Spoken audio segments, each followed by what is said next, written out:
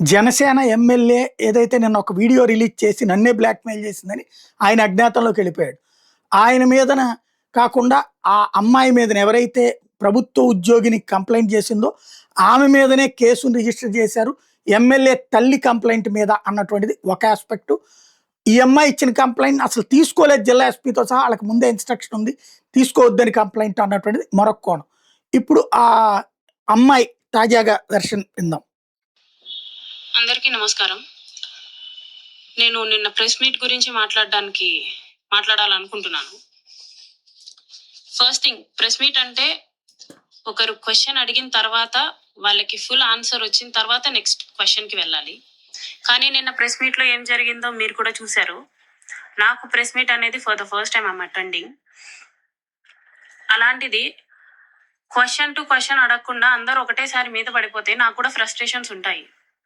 నేను బాధించబడ్డాను, నాకు కూడా ఫ్రస్ట్రేషన్స్ ఉంటాయి. నేను ఫ్రస్ట్రేట్ అవడంలో తప్పు ఉందని చెప్పేసి నేను అనుకోవట్లేదు. ఎవరి లైఫ్ మీద అయినా సరే కామెడీ చేసినా, జోకులు వేసినా సరే, ఐ లవ్ యూ అంటే మీనింగ్ ఏంటి అనేసి అడిగినా సరే, ఎవరికైనా సరే రావాల్సిన ఫ్రస్ట్రేషన్ వస్తుంది. అది హ్యూమన్ ఎమోషన్.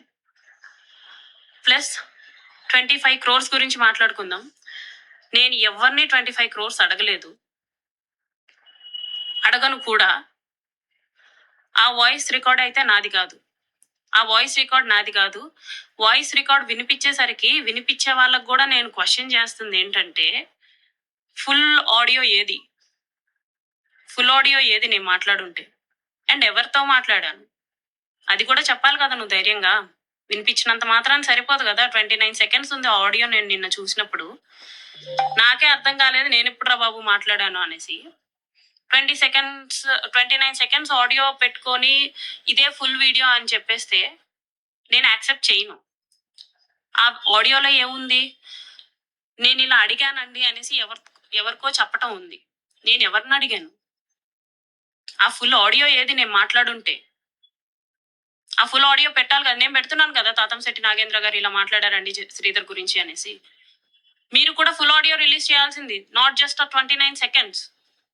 అది నా వాయిసే కాదు. మీరు ఇప్పుడు టాలీ చేసుకోండి. విమర్శకులు ఎవరైతే విమర్శిస్తున్నారో మీరు ఇప్పుడు నా వాయిస్ ని టాలీ చేసుకోండి. 1కి 10 సార్లు విమర్శించే వాళ్ళు చెక్ చేసుకొని మాట్లాడండి. అండ్ ఇంకోటి, జర్నలిజం చేసేవాళ్ళు ఎథిక్స్ తో కానీ, ప్రొఫెషనల్ ఎథిక్స్ కానీ, హ్యుమానిటీ కానీ ఉంటే అలా టీజ్ చెయ్యరు, అలా కామెడీ చెయ్యరు.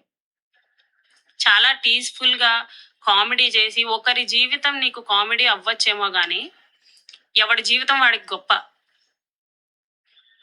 అది తప్పైనా కానివ్వండి, ఒప్పైనా కానివ్వండి, ఎవ్వడు ఇరుక్కోవాలని చెప్పేసి, ఇలా అందరితో మాటలు పడాలని చెప్పేసి ఎవ్వడూ మీడియాకి ఎక్కడు.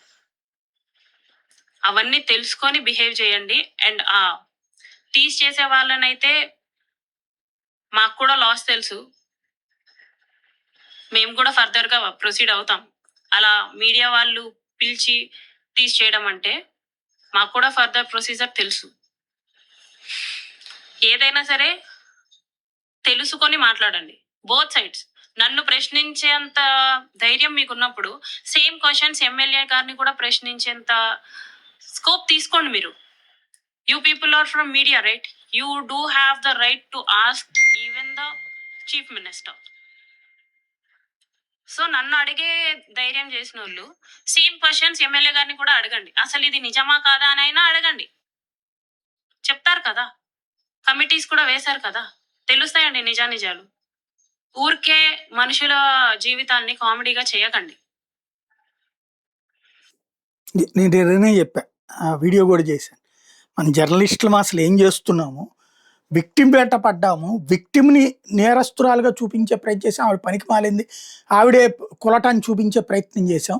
అదే అవతల వీడియోలతో సహా కనబడుతున్నటువంటి ఎమ్మెల్యే సత్పురుషుని చూపించే ప్రయత్నం చేస్తుంది. ఇది ఎక్కడ దుర్మార్గం అన్నది ఇప్పుడు అమ్మాయి అదే అడుగుతోంది.